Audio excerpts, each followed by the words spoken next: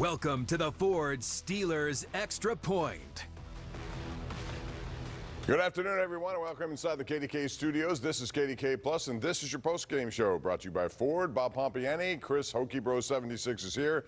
Rich Walsh will be in the locker room, and we'll have interviews from head coach Mike Tomlin and players in a game that was ragged, to say the least. The Steelers once again only scored 13 points, but they come away with a win, and that's the most important thing for them. On the road, 2 wins.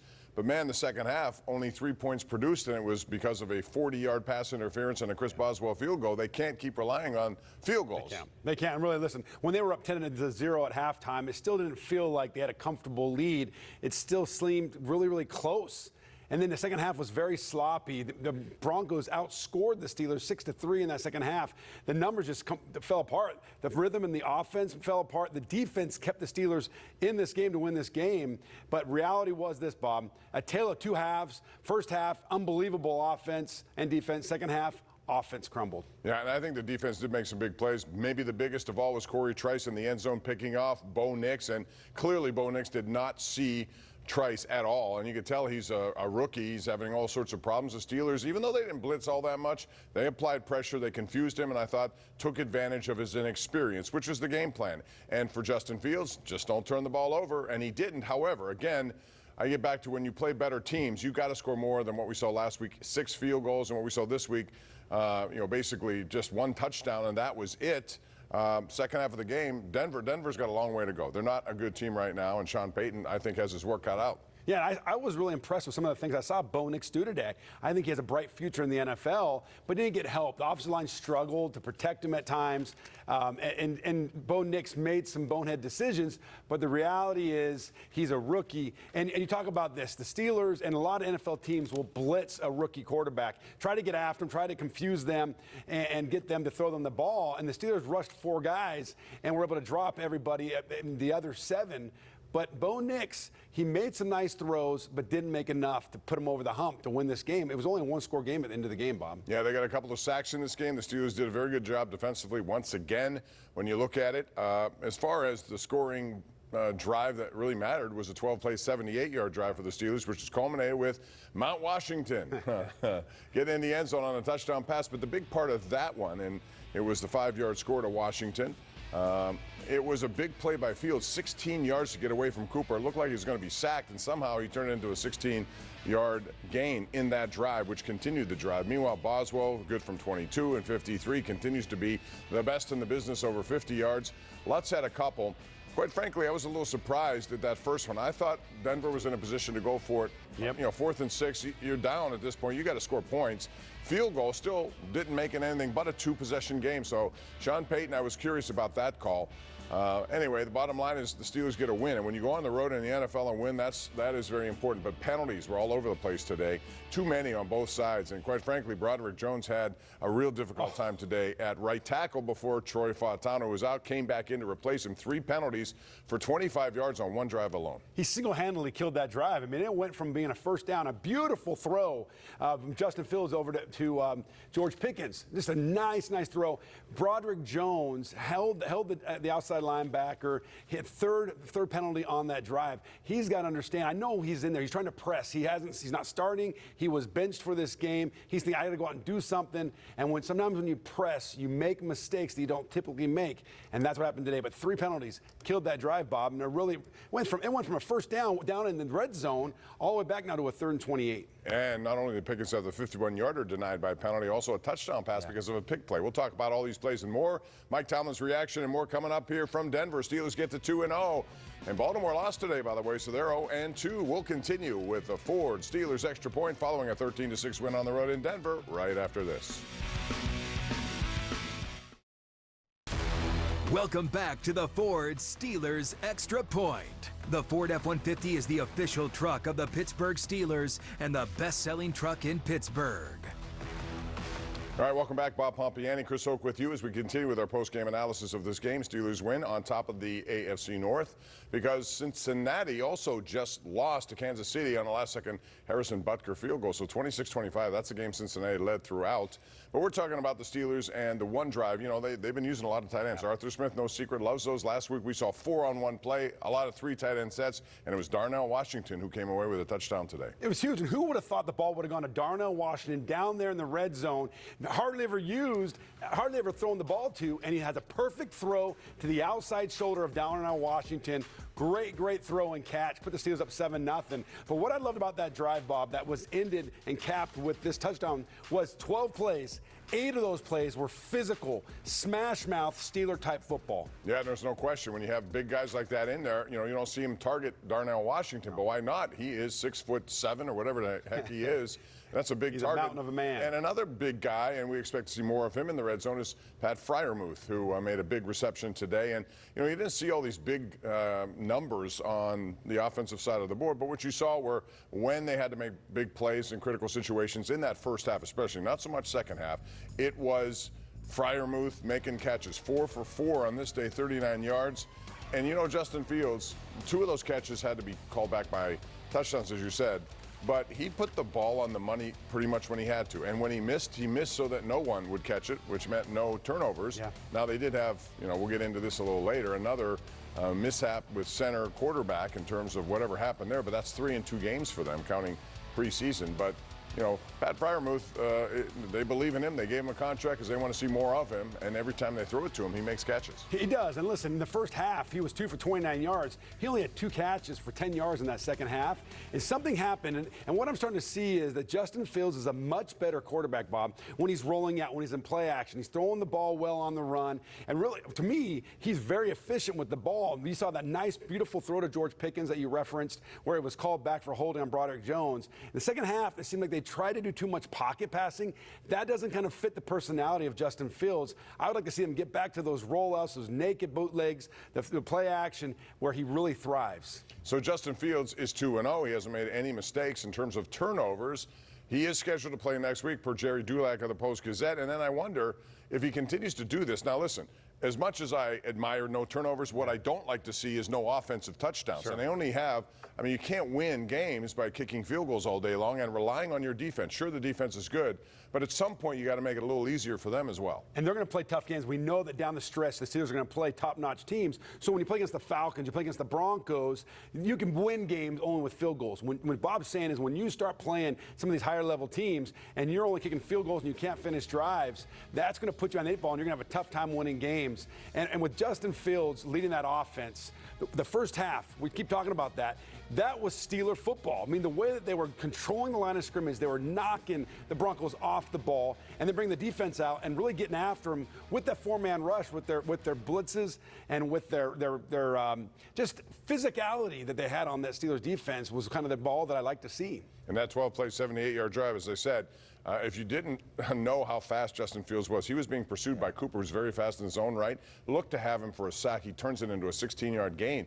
If that goes the other way, all of a sudden now they could be facing a third and long situation. And those are things they're trying to avoid. All right, Mike Tomlin is approaching the podium, so let's go in Denver and hear what he has to say. Start the season with 2 road games, be 2-0, man, it's a pretty good feeling. Obviously, we got a lot to work on, but it's good to work on it with the required W of the week. I thought the first thing that kind of captured my attention was the penalties. You can't produce or sustain drives being penalized the way that we were, and so, we got some work ahead of us there, among other things. That just from a knee-jerk reaction standpoint, though, that was the most troublesome component of the game. Appreciative of the efforts in a lot of areas, though. I thought the guys played really hard. I thought they did a nice job of making the environment irrelevant, and make no mistake, it was a hostile environment, possession down ball and things of that nature. It's a tough place to play. Thankful for the victory, though. A couple guys got banged up along the way. Pruitt has got a knee. Tyler Matakevich has probably got a hamstring of some description. I'll give you guys an update on their status next time we come together. Questions? Mike, it's a lot of penalties in 2 games for you guys. Calling you tighter, what's going on? I'm not looking for comfort. I'm not worried about officiating, messaging, and seeking comfort along those lines. We got to play cleaner, and it's as simple as that. And so we're not going to hope for a change. We're going to do some things to create a change in terms of how we approach the work, and we will. What was the difference between offensively, Mike, first half, a lot of yards, a lot of conversions, not as much in the Penalties. You know, you get holding penalties, you're going to shut a drive down in the National Football League, particularly at this stage of team development. You know, we don't have enough cohesion to overcome those long yardage circumstances. Really, not a lot of people do. In September, this stage of the game, you get a penalty, a holding penalty, it's going to shut a drive down. So we got to play cleaner. Mike, what have you learned about Justin now that he's had 2 starts for you?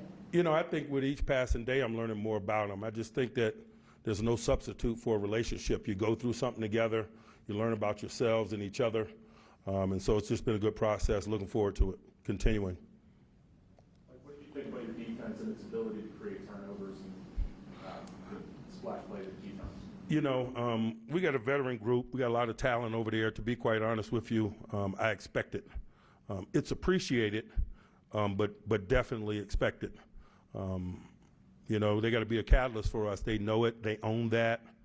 They don't run from that. They run to that. Mike, to that end, you started 2 games on the road. You asked them, the defense, just a little bit more from them? I'm always asking more from them because they got a lot to give. And so, you know, obviously, you know, when the offense is facing some of the challenges that it's facing in terms of, you know, non-regulars in there and hostile environments, they know that. Broderick got on the field, he committed 3 penalties, which really kind of killed that drive. Is that the reason why he didn't go back on the field? You got it. Anyone else? All right, we're bringing Alex and John. Thanks, guys. All right, short and sweet, but that pretty much answers the Broderick Jones. He was in there, and 3 penalties he didn't return, and Mike Tomlin says, you got it. So that's how that is. So, you know, those kind of things. Now, he's playing not the position that you would expect him to play. Sure. And I don't know what the situation. He played it last year. He played it last year, He right? played at a high level. I thought some of these penalties, and you know, if you look at this game, I thought there were too many flags generally. I'm not a fan of the NFL throwing flags on just about every play, but it seems that's what's happening. Some of them are deserved, some aren't. Some are and some aren't, and I think that went both ways. It was fair on both sides of the ball.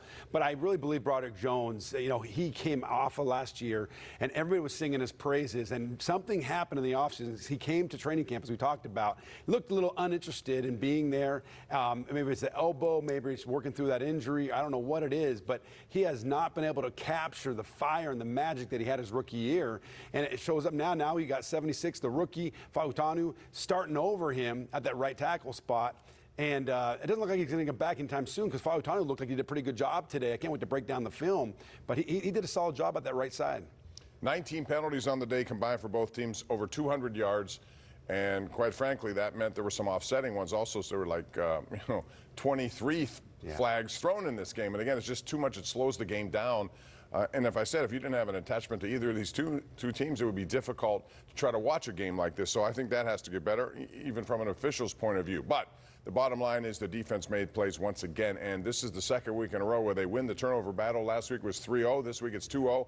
So that's +5 in the turnover department. And Mike Tomlin, against rookie quarterbacks, when he doesn't make mistakes, is going to win just about every game they play, and his defensive staff did a good job. Oh, there's no question. Listen, it starts up front with the defensive line. They control the line of scrimmage, and when you have T.J. Watt and Alex Highsmith, and then bring Nick Herbig off the bench, and he's able to get pressure on the quarterback and cause holding penalties and cause havoc in the backfield, that's the kind of defense you want that can control a game when you have a lead. And I feel like a little bit in that second half, they went a little more conservative, Bob, in their play calling because they rely so much on that defense not to let the opponent score. And I believe that's what took place in that second half and why it became a little more interesting in the fourth quarter. Let's take a look at the leading tacklers in this game.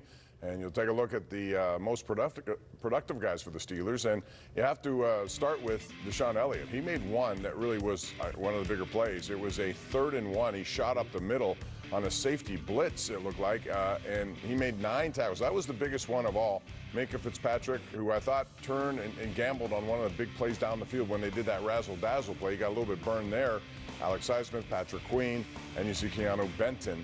They didn't have many sacks. Highsmith got one. Watt got one. I don't know. They were kind of weak, too. Kind of weak. I don't know what Nix was doing. He kind of got sideswiped. The next thing you know, he went to the ground. I was a little surprised by that. The first one, when Highsmith got him, looked to me like he was a little scared, and he just fell on the ground. Right. The second one, T.J. Watt, I don't even know if he touched him. He might have just slapped his ankle, and he fell down again. It just seemed really weak sacks. And a couple times you saw the tackles turn around like, what is going on? Like, why'd you fall down? But the reality is 2 sacks, you'll take them, because at the end of the year, nobody says, hey, the wind blew him down. That's right. It's a sack is a sack. On paper, it looks like. Now, on paper, it doesn't look like George Pickens had a big day. Only 2 catches for 29 yards. But if you watch the game, just like last week when T.J. Watt came away with only 1 sack, but we knew that he had 2 strip sacks denied. One of them was a blown call by the officials. But in this case, Pickens had a 51-yard reception, a beautiful throw by Fields down the sideline, wiped out because of a penalty. And then he had a touchdown wiped out because of a pick play. And I want to ask you about that, Chris, because these pick play, to me, that's kind of a weak call, too. I mean, you know, Van Jefferson's going to where he has to go. Sure, he's going to run into some players. I didn't think that was a penalty that needed to be called. It's kind of like in basketball, it's a moving screen, right? I mean, it came in, and it's a judgment call there, and very, very subjective. I thought Van Jefferson came in, and he threw his body into Levi Wallace, the former Steeler. And there's no question, there's no coincidence that George Pickens was wide open, Bob. I mean, he was wide open. I believe that was a good call. I know that Gene came on, but Gene's from Washington, PA. He's a Steeler guy. You know that. He's a friend of yours, and I know of Gene. But the reality is that it was called, and you have to be able to, good teams overcome those things. And they ended up kicking a field goal and taking up, really, what was it, 13 to the 3 at the time, or 13-0 at the time. All right, let's talk about Pickens more, just because, as I said, he looks like he can be unguardable at times. Patrick Surtain was on him today, and he got called for a couple of, I think if they would have thrown him more, he would have had a bigger day, too. If you add those 2 that were, nullified, you would have had, 4 catches, but there were more opportunities there. But again, though, we're asking the question, opposite to George Pickens, who else is going to step up and make plays? Calvin Austin made a couple, but they still have to get more productive from that second wide receiver. Well, they really have to. Van Jefferson, it seems like the only route they want to throw the ball to him is when he runs a go route, right down the sideline, and those were the kind of the balls they threw to him today. And so you have to be able to be more creative in getting Van Jefferson open. I thought that Surtain did a great job on George Pickens. George Pickens pretty much disappeared in the second half, except for the pass interference he got there in the fourth quarter.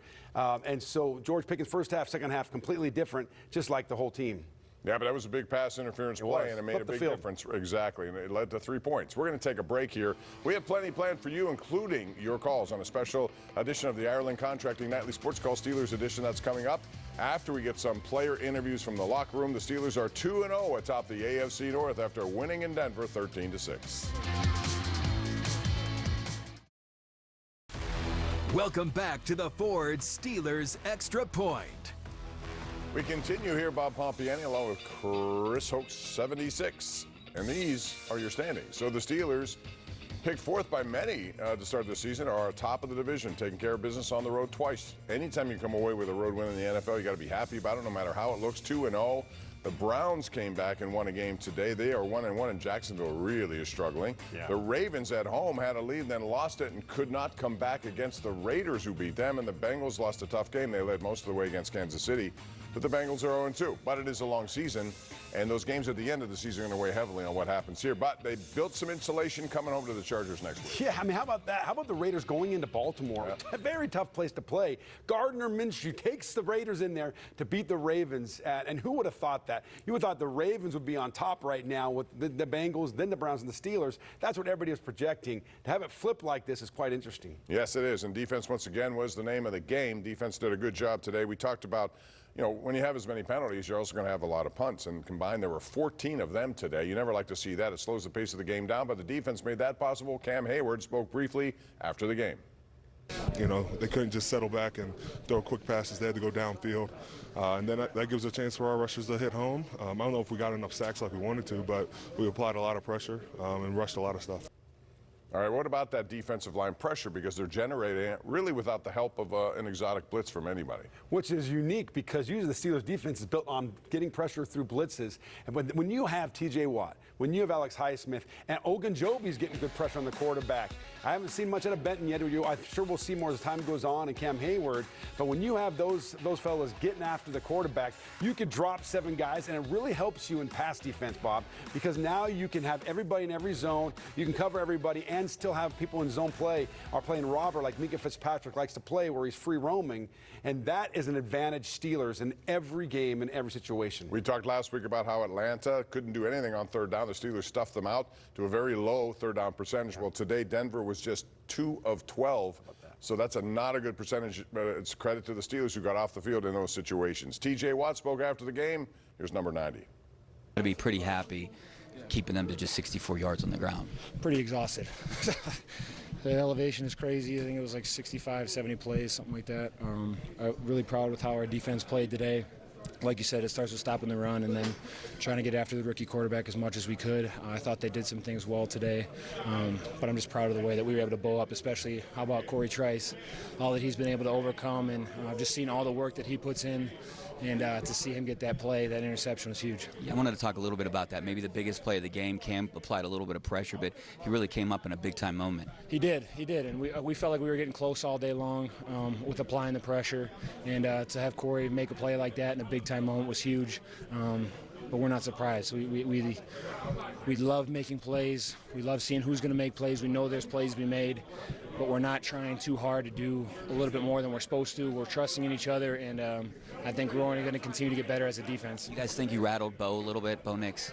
I mean, I don't know. I'll have to watch the film, honestly, but obviously in the second half it got real one-dimensional for him, and I felt like we overall made enough plays to get out of the game with the win. I guess it wasn't pretty, but that doesn't matter when you're 2-0 on the road. 2-0 on the road. Winning on the road is extremely difficult. 2 weeks in a row is awesome. So excited to come home and see the terrible towels everywhere. Oh, yeah, next week it is the home opener against the 2-0 Chargers. Double trouble here. Always we tabulate what Highsmith and Watt do. And again, these totals, aren't necessarily as good as they will want them to be, but you see the tackles for losses. Those jump out at me because that's 4 combined. And then you saw Nick Herbert when he got in there, got penetration to the point where there had to be a holding call against him. So those guys on the outside are doing their job week in and week out. And the reality is, this doesn't tell the story, Bob. It's the holding penalties. It's what they do to the offense and making Bo Nix flush out that really creates havoc for the opponent's throwing game and protecting their quarterback. So that really is the story. This doesn't tell it all. And also, it's about Watt specifically, his presence. They do not run in his direction because they know he's out there.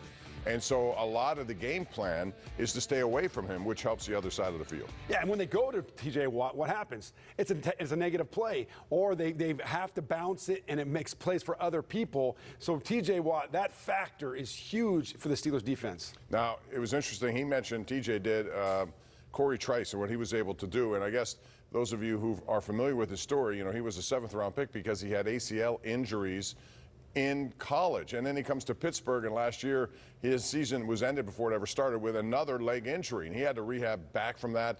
He spoke after the game also, and the big interception that he made against Bo Nix. Their one and only really scoring threat. What'd you see there? Man, really, man, everybody just executing the play, everybody just in their right spots, and that was it gave me time to be able to read the quarterback and see where he was going. I know Cam really helped with the pressure. Can you just talk about just making a play in a big-time moment like that? Man, definitely, man. Man, it's like we all dying out there to make a play. Like, every time we all get out there, everybody just trying to make a play. So, it's fun out there, man. Like, especially with the rushing coverage, man, it all just work out together. What's it say about this defense, the way you guys have been winning those first 2 games? Oh, yeah, man. Just from top down, man, we try to make a statement, man, from, everybody that's watching. So we just out there, everybody trying to make plays and execute. Only giving up 6 points, is that a statement? Hey, man, you tell me, man. What you think? No, we ain't trying to give up nothing, no. We ain't trying to give up nothing, so.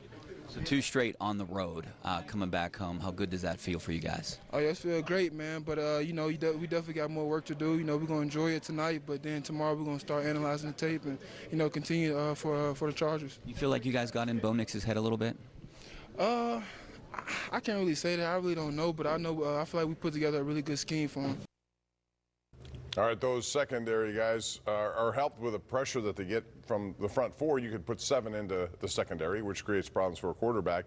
And we saw that today, but there were also Joey Porter Jr. got called twice for, that's one of the things they talk about with him is he gets handsy. Did he do that again today? There's no question. He had hands to the face. He got a holding call. I feel like you can give that up because of how well he plays the other 68, 70 plays, right? Because Joey Porter is a shutdown type of corner. Cortland Sutton, how many catches did he have today? I don't even know if he had a catch today, and he was all over him and all over the other receivers he covered. So I would give up a hands to the face. I would give up a holding penalty for the rest of the game that he does. Yeah, Sutton had targets of 4, only 1 reception. That was it today, so they did a good job against him. We'll take a break, come back as we continue with the Ford Steelers post-game show here. We're talking about the Steelers now 2-0 after building a 13-0 lead and then nursing it home to win 13-6 today in Denver.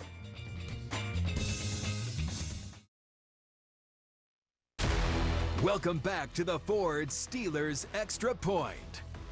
All right, let's check out the final stats of this game. Again, very low scoring, 13-6. And the Steelers dictated the tempo, especially in the first half. Time of possession for the second week in a row is in their favor, mostly because of what you see there with 141 rushing yards. Yeah, and listen, 140 yards in the game, but the second half, Bob, the Steelers only had 18 carries for 46 yards for 2.5 average. So a big difference between the first and second half. To me, it's the third down. That's why they're controlling the time of possession. That's why they're winning these games with just not finishing drives and with field goals, because they're for third downs, they're able to beat the opponent team and control the time of possession. But I will say this. By playing the way they played in the second half, it seemed very conservative. Again, trying to nurse the win. You do invite a team like this to hang around. Yeah. And sometimes bad things happen when you can hang around. Just ask the West Virginia Mountaineers yesterday, because How about that? They were up by 10. Next thing you know, Pitt comes back. You don't want to have a team hang around if you can put them out. Well, here's the thing. I talk about the third down. They were 4 for 6 in the first half. Second half, they were 0 for 7 on third down. That's why we saw the change in this game. They weren't converting on third down, and I believe they changed how they were attacking the Broncos, and they were not doing the same game plan they had in the first half with this play action, with more of the stretch runs. To me, it seemed like they got a little more conservative there, and that really bit them in the second half. You saw the penalties, 19 total, 10 on the Steelers. 3 of them went against Broderick Jones. So we're going to hear from him momentarily, but right now, Justin Fields is live at the podium. Let's go to Denver. Just having those explosive plays and getting them negated by those penalties. We talked about it kind of last week. It's just cleaning those up. So just going to continue to work on that and clean those up so we just stop, hurting ourselves. Do they get frustrated? You said what? Do they get frustrated when those big plays are killed repeatedly? I mean, yeah, it definitely gets frustrating because I think it's, it's almost a drive killer. You want to have a clean operation, clean plays throughout the drive, and those holding penalties, 10 yards, you never want those. So yeah, just got to clean those up. Justin, you took more deep shots today than you did in week 1. Is that a function of just being more comfortable out there with the offensive guys? No, just the game plan, just to take more shots and be more aggressive. What did Denver's defense show you over the middle of the field on their linebackers and safeties? It seemed like it might have been a good matchup for you guys, but obviously game plan. What went into that for you? Yeah, I mean, they played a lot of man. Vance Joseph, he's a big man guy, so we expected and what we saw. So saw a lot of man, and we had a few plays over the middle, GP on that slant, and a couple of more. So yeah, I mean, when it comes down to man-to-man coverage, our receivers and tight ends, they just got to win. Justin, on the touchdown to Darnell, is that the only formation in which he lines wide, or does he line wide in many other formations? I mean, that's the only one that he's lined up wide, since now. But since that plays happened, I'm guessing, Arthur's going to go back and have him a line wide and, cook something up that way. But I mean, yeah, we've been practicing, those since OTA. So glad it came to fruition and we were able to execute. Where do you feel like you improved the most from week 1 to week 2? I think the overall operation. I think we had a lot on our plate in terms of no huddle, and I think the offense did a great job. I mean, kind of at the beginning of the week, everybody was looking around at each other kind of crazy because we had, personally me, the most, no huddle plays that, we've had. So I feel like other than that one snap to where I wasn't ready, I think we handled that pretty well. As long as you don't commit any turnovers, you feel good about your team's chances? I mean, yeah, we have a great defense, and that's no secret. So, anytime, you never want to turn the ball over as a quarterback, as a running back, receiver. So our number one goal on offense is to protect the ball.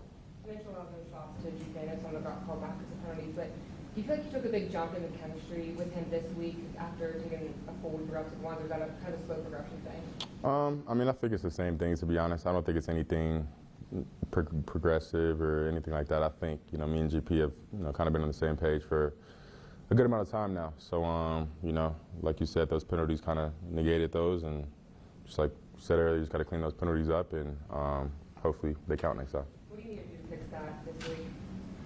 Just be more disciplined. O-linemen, they can't hold it, and it's tough on them, because especially when I scramble out and those D-linemen are chasing, and then, they're locked up, and the D-linemen are trying to get away. It's tough on them, so just, work on hand usage and stuff like that. All right, that's Justin Fields after the game, and you can see his day, 13 of 20, only 117 yards, most of it in the first half. Touchdown, no interceptions, and that's a big thing, although there was that quarterback exchange thing with center on a shotgun, and they're lucky they recovered that once again.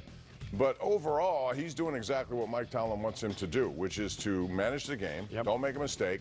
But again, at some point, he's going to have to do more than this, and they know that at some point. You look at the first half, Chris, 189 yards and 13 first downs. The second half, just 62 yards and 3 first downs. And Justin Fields had no yards rushing in the second half, which is where I thought he might get more. Completely. Listen, he was 10 for 12 for 101 yards in the first half throwing the football. He had 4 carries for 26 yards in the first half. Second half, he had 1 yard carry on 4 carries. That's the difference right there. Then in throwing the ball, he only had 16 yards passing in the second half. Something happened in the second half where they were going to shut down Justin Fields. They were going to shut down George Pickens, and I believe that's where he wants to go, Bob. He wants to go to George Pickens with the football. If you shut down George Pickens and you don't let him get open, I believe that Justin Fields might freeze up a little bit. We're going to see, time will tell, but that's an interesting storyline right now. And eventually you're going to see what it's like when they trail in a game against a team. You're going to have to dig deep and come up with plays. But one guy who got into the end zone and made the play, the only Steeler touchdown of this day, was Darnell Washington. He's been blocking and doing a great job. He's almost like another tackle out there. But on this occasion in the red zone, he was targeted, and he got the 5-yard score. The opportunity and grateful for the win. So, how are you liking, the different ways Arthur Smith is using tight ends, specifically guys like you? I love it. 12 on the field, 11 on the field, 13 on the field. Even today we showed 14 on the field. So we all out there, just doing our part, chipping in, for the win. So now, was that play designed to go to you? I mean, I don't really know the read progression, but in practice we did throw it, and it was incomplete in practice. And today I was like, I got to get it today. So. Today matters. So, yeah. Having the catch today, do you feel like it's a start to showing people, hey, you are more than just a blocking threat? You've said all offseason training camp that you can be a part of this offense as a receiver. Is this a big piece of that? I feel like, I feel like that play showing, just giving Coach the confidence, just believing me a little bit more, doing it on Sundays and, just giving him more confidence to join more plays up or whatever he do and things like that. All right, that's Darnell Washington after the game. Got the 5-yard score, culminating a 12-play, 78-yard drive. They use those tight ends. Arthur Smith loves to do it. Yes. As blocking mostly in their run game. If they do that on a consistent basis, you do control tempo of this game. But he's a guy who should be targeted more for how big he's especially in the red zone, just like they did that, right? I mean, but it was a beautiful throw by Justin Fields, and that's what you saw a lot of in the first half of this game. The tight ends, he loves to come out with 4 tight ends. He called 14 personnel, which is 1 back, 4 tight ends, and then spread them out as well. And he uses them in different ways to create mismatches with the opponent's defense. And in this game, Bob, you saw a difference in personality that changed, and you didn't see a lot of those 4 tight end sets in the second half. And I'll be interested to find out if there's some kind of comments about that and talk about that in the upcoming week, because for some reason they went away from what made them so successful in the first half. Broderick Jones had a tough day at the office and was taken out of the game. You're going to hear from him as we continue with our post-game coverage from Denver, Colorado, where the Steelers came away with a 13-6 win. You're watching the Ford Steelers Extra Point right here on KDKA+. Welcome back to the Ford Steelers Extra Point. As we continue, we take a look around the NFL, and you see this game here. The Browns go to Jacksonville and get a big win for them. They're 1-1. Trevor Lawrence is really struggling down there, and that's a little bit of a surprise. The Raiders come from behind to beat the Ravens in Baltimore, so the Ravens fall to 0-2, and that's a tough loss for them at home. And then the Chargers They're coming here next week, and they had their way with the hapless Panthers 26-3. What's happening with Carolina? Man, they're bad, and the Packers beat the Colts today. Anthony Richardson threw 3 interceptions in that game. We also show you the Cincinnati Bengals lost to Kansas City, so the Steelers on top of their division. But they got to clean up some things, as Mike Tomlin talked about, specifically penalties, too many in this game. One drive alone, Broderick Jones had 3 of them for 25 yards, yet he spoke after the game in Denver. It's all right, you know. Everybody has ups and downs. You just got to continue to battle and just try to come out the right side of it. So that's how I'm looking at it. That's how I see it. So, you know, I'm gonna continue to look at it that way. I'm not looking at it as a punishment or anything. You know, you just got to continue to get better. Broderick, what needs to happen for these things to get fixed? Huh? What needs to happen for this to get fixed? Penalties are penalties. You know, at the end of the day, you don't have a say-so in that. If the ref throws the flag, that's on the ref. You know, you just got to continue to play fast and physical, and you know, stay within your means. But is it a communication thing? It's not, no. Broderick, how frustrated was that series for you? It was kind of frustrating, but you know, you just got to flush it as quick as possible. We still had a game to win. I didn't want to, you know, bring that bad energy to the sideline with the rest of the team, and then, you know, it just goes haywire from there. So I just tried to stay locked into the game, and you know, just continue to finish and push my teammates to be better, and continue to, you know, talk to my teammates, talk to Troy, tell them what I see, you know, which I feel like he had a great game. A couple things he can clean up, but, you know, for him and his first start, I feel like he did really well. Are you frustrated at all with the rotation between you guys? Not really, you know, because you feel like you need to improve? If I'm not starting, I really don't feel like, you know, I should be playing. You know what I'm saying? So rotation, it's really not a big factor for me, you know, but at the end of the day, you know, they call it, I haul it, so I just try and continue to go out there and do the best of my ability. Are you being bothered by any type of injury or anything? Not you know, nicks and bruises, but other than that, everything's fine. That next to the last answer was a good one. Interesting one to debate here, but also I just want to give the guy credit for coming out, because normally in those kinds of situations when you're benched in the middle of a drive after 3 penalties in a row, a lot of guys would run away from it. I give him credit. He stood there and answered the questions, and that's, to me, that's a sign of maturity. But let's talk about what he said at the end. And really the way that he responded, right? He was very mature with his responses and professional. And what he said there at the end really was, I'm not kind of that rotating kind of guy. And those are my words, what he said. But the reality is that's the position he's in right now. And you know, probably in high school, at Georgia, last year, once he was the guy, he was starting or he wasn't playing. Usually that's how it is for an offensive lineman. But in this time, in this moment, he's got to get in that mode to be able to rotate, or he's going to be sitting on the bench, and he's not going to be happy about that either after a couple games. So he's got to figure this thing out, but I know Coach Tomlin's not going to like that comment, Bob. No, but he will like the fact that he addressed the media and didn't, again, hide from it. You got to take accountability, and he did for the most part. As far as defense, we talk a lot about T.J. Watt, and why not? He's going to be the Defensive Player of the Year finalist again, and hopefully he'll get it if this continues. But Alex Highsmith on the other side continues to do his thing. He had a sack today, and he also spoke after the game. Honor, praise, and glory to where it is due first and foremost, and that's to him. So he's the reason we have the talents and abilities we have to play this game. So I'll glory to him. And we just came out and we dominated from the start. And I think if we can do that and continue to put together complete games, we can be a great defense. And so we just got to continue to do that week in and week out. Anybody else? Jason? Sorry. No. Guessing you were asking about this, but how much, sorry, you were asking. Oh, you're good. When things are kind of going the way they are offensively, maybe in the second half, how much does the defense sort of take up responsibility? Yeah, we know we just got to control what we can control, and that's going out there and getting stops. And I think we did a good job of getting off the field today. Had a few 3-and-outs, and so we just got to continue to get better in that way. But we know what type of defense we can be, and so we just got to continue to get better and better in that way. Anybody else? Just what were your thoughts about what you guys were able to pressure the rookie quarterback?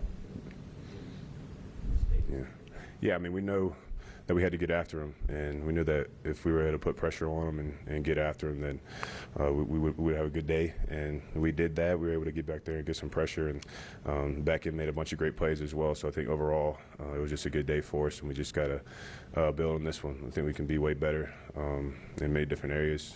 I had a couple penalties that I got to be better in when it comes to offsides and stuff. So yeah, I'm just looking forward to continue to build with this group, and I love balling with these guys.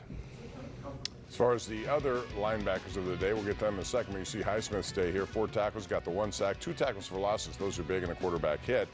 So those 2 bookends did a good job, as did Herbig when he got in there. But Patrick Queen in the middle, you've seen him now for 2 regular season games. What's your take on number 6? I just don't think he's playing good football right now, to be honest. And it's nothing personal. It's just the reality is he's having a tough time engaging offensive linemen and getting off those linemen. I see him getting knocked back too much. He's engaging and getting locked up, and that's not his game. His game is more of a speed game where he's got to get over the top. So I don't know if he's not comfortable in this defense yet, but last week, 2 tackles. This week, only 4 tackles for a high-priced free agent who came over from a Baltimore defense where he played really, really well. It's a little leaves me scratching my head, Bob. All right, interesting. And he's going to have to be a big role in the inside part of their game, no question, opposite Landon Roberts and also Peyton Wilson. Now it's time for the Ford Road Ahead, because next week is the Steelers' home opener at Acrisure Stadium, 1 o'clock against the Chargers. They come in here 2-0, and J.K. Dobbins has really been running hard. They also have Justin Herbig. That's going to be a difficult situation. A better quarterback for sure that they're going to be going after, and a veteran. At the Colts after that, they've been up and down, and then the Cowboys, who got just throttled today by the Saints at home. Derek Carr and company ran over that team, and then the Raiders. That's going to be a tough game also because it's down in or out in L.A. I was going to say Vegas.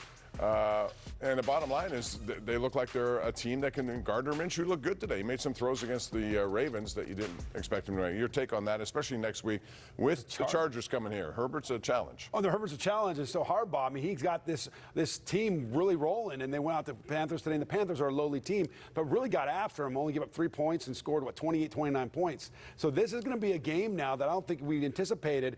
Steelers coming home, there'll be a lot of energy at Acrisure Stadium.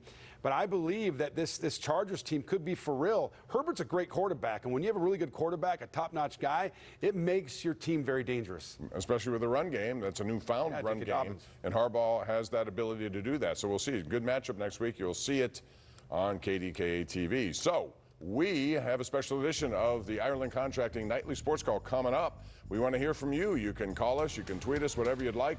What's your take on a 2-0 start for the Steelers?